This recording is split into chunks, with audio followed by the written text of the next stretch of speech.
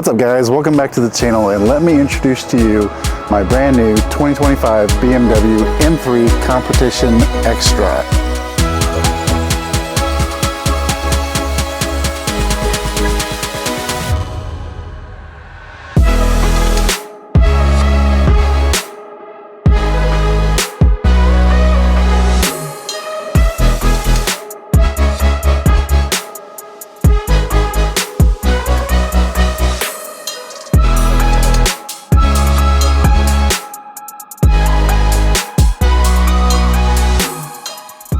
Alright, so I ordered this car back in December and it just showed up over the weekend, so end of March. It took about 3 months to get, which in my opinion is pretty quick because as you can see, I do have an individual paint color. I'll go over the spec. This is individual paint British Racing Green, and this is one of my favorite colors on the G80s. Obviously this is a color that TJ Hunt and Joe Achilles have had in some of their cars.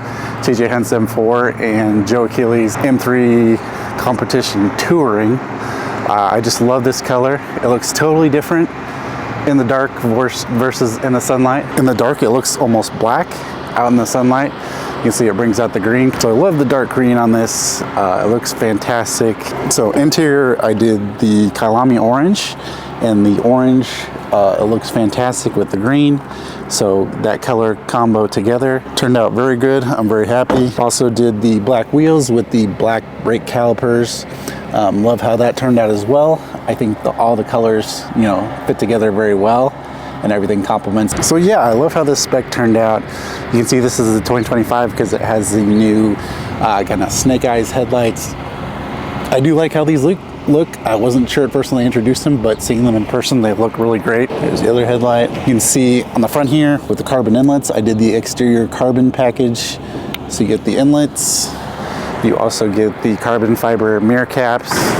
And then coming around to the back, the down around the exhaust, that is also in carbon fiber, which looks fantastic. You can see on the back here, the 2025s get the new badge was a little bit different from my previous M3s. So this is actually my third M3, which if you're following along the channel, that might confuse you a little bit.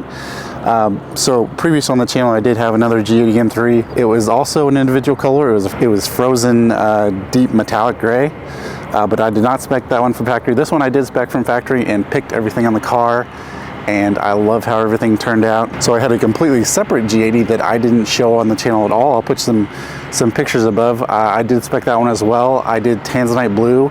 That one I actually did the carbon buckets. You'll notice this one I didn't.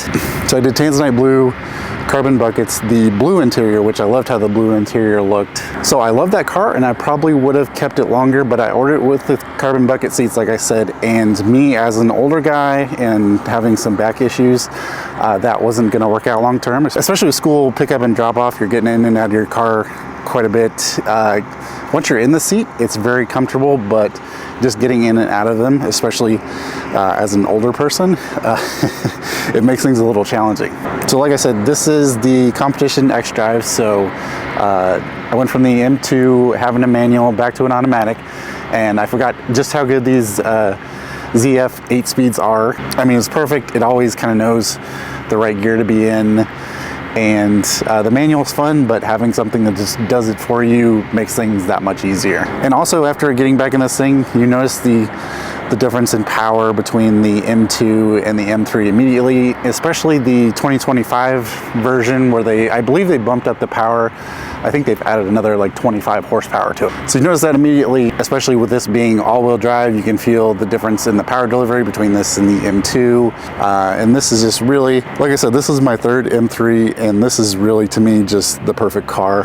To me, this is a perfect car because you get your track car, but it's a sedan, and the inside space is so usable that you can actually haul your family around and have this be somewhat practical. So other exterior options, I went with the carbon roof, which I think is a necessary option on the M3.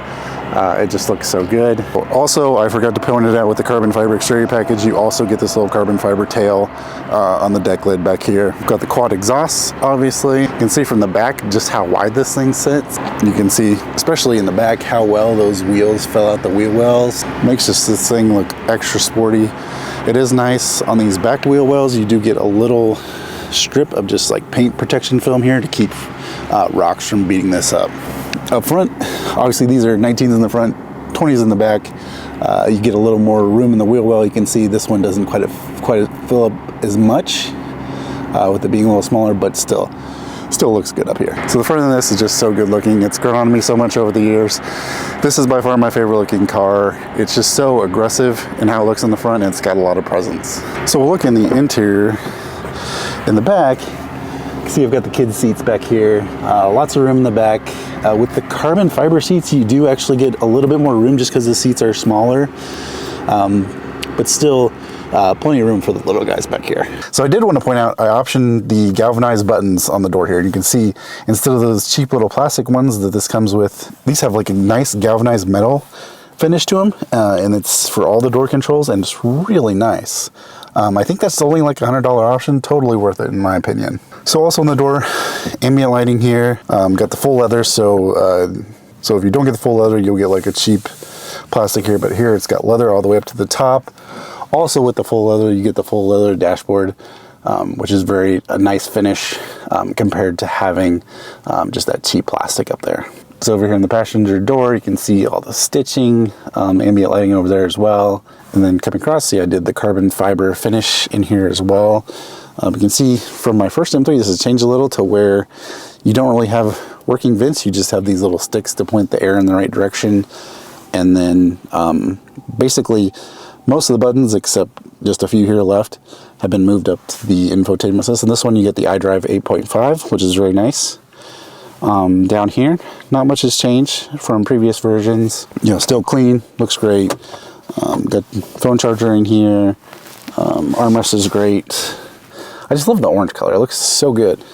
And then this may have been one of my favorite options that I optioned. I optioned the Alcantara steering wheel, which I love. The new, obviously 2025 comes with the flat bottom steering wheel, which I think is also cooler than the older steering wheel, which the older one was good already. It's big and chunky and it feels good in your hand. But with the Alcantara, I know, people complain this may not wear well and all that. And you got to be careful about what you put in your hands and keeping your hands clean before you touch the wheel and all that. But I just love how this feels in the hand. And, if something happens with it, you can always get it cleaned or replaced if need be, just depending on how well it wears. But for right now, this is wonderful. You get the little stripe at the top. And this just makes such a huge difference from my other M3s to have this kind of aggressive racing steering wheel. I just love how this feels, and it just adds a lot of feel to the, hey, you're not just in a regular car, you're in a special car that's meant for the track and meant for doing sporty things. Obviously, you got the carbon fiber shifter paddles on the back. Those feel good as well. M1, M2 buttons. This is a little nicer. The carbon fiber finishes here on the steering wheel, kind of all around. But yeah, love the steering wheel. That's actually one of my favorite parts about this car. So yeah, like I said, I did not option the carbon buckets on this one. I had those before, and with me being a little bit older and having back issues, getting in and out of those is not fun. Once you're in it, it keeps you very secure, and they feel pretty good. If you're not driving long distances, you can get by with them. They're pretty comfortable. But just if you have to get in and out of them a lot, it makes it kind of uncomfortable. So I just did the comfort seats. They're still very sporty. You still got a lot of bolstering to kind of hold your upper body in. Got the M3, the light up lights in the headrest. So yeah, that covers the spec. Guys, I'm over the moon about this car. The M3 to me, like I said, this is my third one of them. I think if you buy the same car more than once, that says something, especially somebody with a family who wants a sportier car that feels special and looks special. This is the best thing in the market right now, especially with the added power. I'm not taking this thing out on the track, but just having something that sounds good, looks good, is fun to drive. This is a top-notch experience. And the last thing we need to look at, the S58 engine. Like I said, I've owned this in all the variants, M3, M4, M2, X3M. This is such a great engine. It makes so much power, and if you want to bump it up a little bit, you could spend very little in a tuning shop and get this thing up in the high, 7s, 8s. I don't know what they're doing these days, but even from factory, this is a great engine. BMW's done a great job with this. That combined with the transmission just makes this car feel just perfect. All right, so off we go in the M3. Like I said, I've had a lot of experience with this G80 platform, so I've owned these for a lot of years, and you know, this one feels just as good as the others, if not a little bit better. You can tell, like I said, this 2025 from 2024, they bumped up the horsepower a little bit. I think it was like 25, and I would say the horsepower bump is noticeable. I noticed it when I first got in it, that it felt just a little bit more powerful than the other one, which it were already pretty powerful, but just add a little bit more and you notice it, and that's a good thing. So sound is great. I've got it in M1. I've got the valves open. I've got the shift set to the second highest setting, kind of the middle setting. I usually leave it there. I don't set it to the highest setting until the break-in service is done, because you're supposed to, for the first 1,200 miles, keep the RPMs a little bit on the low side, so don't rev it up too much. I use the pedal shifters, you know, driving this home and on a drive over the weekend, and they feel great. The shifts are zippy. They're probably not quite as quick as like a PDK or something, but it's not like other vehicles where you click it and it takes a second or something happen. Things are happening right away. So that feels really good if you want to shift it with the pedals as well, which I do that quite often. The sound is great. I know if you put an exhaust on it, it would sound even better. I know a lot of people take the cats off and stuff, but I guess I prefer to enjoy mine, you know, as the engineer designed it from factory. Probably won't do anything crazy with it tuning wise or anything like that. As far as mods, I don't know that you'd necessarily call these mods, but more just protection. I am planning on getting the windows tinted and at least PPFing the front end of the car to keep it looking factory fresh. I am planning to keep this one for quite a while. This is kind of my perfect spec G80, and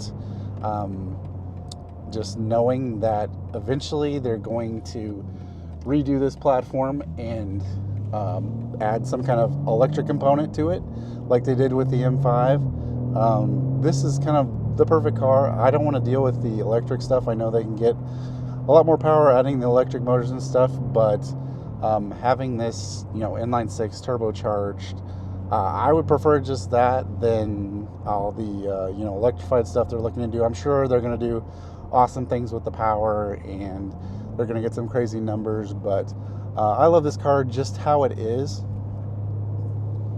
So I actually was originally planning on, instead of this car, getting one of the new M5s, and that was my plan for a long time after the M2, was I was going to keep the M2 for like 6 months and then get an M5. Well, thinking about it more, and with it, the looks have grown on me. I think it's a decent looking car. I just don't know that I want a car that big, and I don't think it looks quite as good as the previous generation. I thought the previous generation was a better looking car overall, but the looks aren't bad, and I'm sure the performance is insane. I'm sure it's crazy and fun to drive and all that, but with the electric, the plug-in, the hybrid, personally, I don't want to deal with that on my fun car. So that all drove me to go back to the M3, and like I said, I am planning on keeping this one longer term, especially with, I was lucky and got this in a week before the tariffs went into effect, so didn't have to pay any kind of extra charge based on that. So I got lucky there. Like I said, I ordered it end of December, and it got off the boat about a week ago, and then they got it to the dealership over the weekend, which is way quicker than I was expecting. I was expecting middle to end of April, so I'm glad they got it here in time to beat the tariff charges, whatever those are going to be. And as we know, the price of German imported cars are going to go up in the future. I don't know how that's going to work, if BMW is going to start shifting some more of their manufacturing to the US so they can get some of these cars made here, or what that's going to look like. But I don't know, if you're talking an extra 10 to 25% charge on top of what they're already charging for these cars, yeah, I think it's going to make it a lot less likely that I'm going to buy one, buy another one in the future, which is sad. But things will probably change between now and the next time I buy a car. So we'll just kind of see how things work out. But for now, I've got this car. I look forward to enjoying this over the next few years. Such a great car, so much fun to drive. So with the M2, I didn't put many miles on it. Usually, if I was driving, I was just driving by myself or driving one of my kids somewhere. Now with the M3, we can actually take it on family outings and have room for everybody. So I should be driving this one more. That's my plan anyways. All right, we'll get a little acceleration here on the ramp.